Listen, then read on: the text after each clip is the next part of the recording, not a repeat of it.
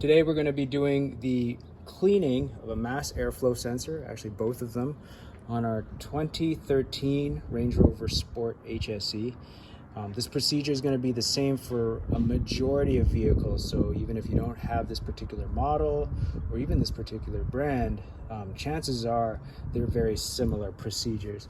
Mass airflow sensors are a similar device. You're going to have one on every intake, so you're going to have one on this side where you have an air box.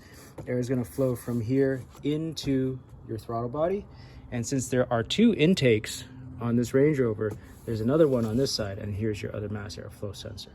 Okay, why would you want to do this? Well, sometimes if your mass airflow sensor is not clean, it's going to cause your idle to be a little bit jerky or rough when you're idling.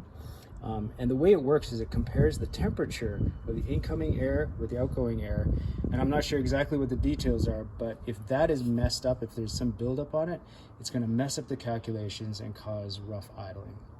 So it's a super easy procedure. Really all you need to do is get some mass airflow sensor cleaner, and this stuff is really good from CRC. Okay, and it's you want to make sure you use the right chemical though, because you don't want to use any solvent. It might actually damage the device, and this is probably the cheapest way to at least do some troubleshooting. If this doesn't work, then you can also just replace the mass airflow sensors altogether. Now this is a lot cheaper. I think it's like $6 a can or something.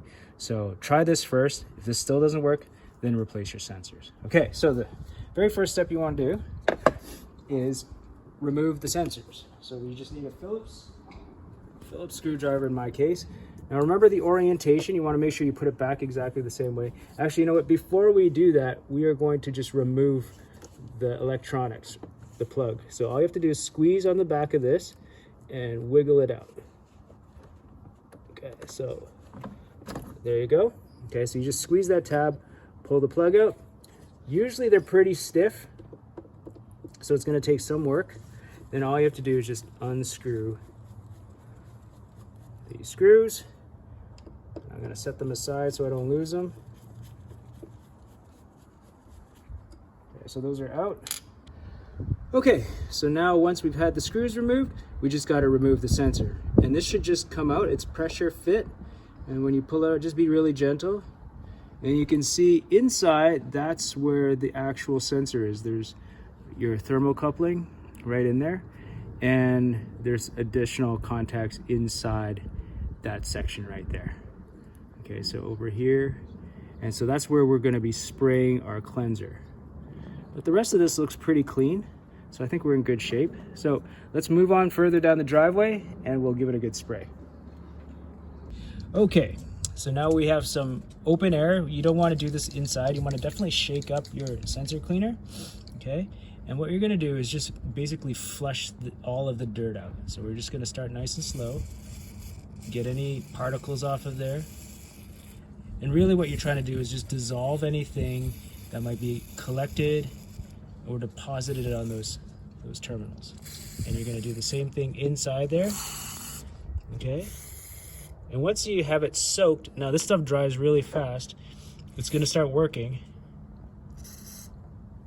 And give it a couple seconds to do its job, and then what you're going to do is give it a good strong blast to get anything off. So give it a good strong blast now. It's had a chance to dissolve. Get right in there, and I think we should be good. One other thing you want to check is that your gasket is still in good shape, because this is going to create the seal that prevents air from leaking into your throttle housing or your throttle body, and you want to make sure that all of the air is actually passing through your sensor and not leaking in. So make sure that that's good, and I think mine looks all right. There's no damage to it. So now that we have it all cleaned out, all we have to do is just reinsert this, insert the screws, and plug everything back in. So we're just going to shove that into the hole, lining up the screws, and we're going to get our two Phillips screws and install those. You don't want to over tighten them, but you want to make sure that they're snug. That's one and two.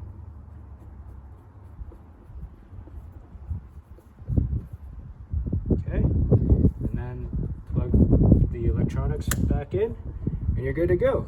Then all you have to do is just do the same thing on the other side, and you are done. So thanks so much for tuning in, and we'll see you next time.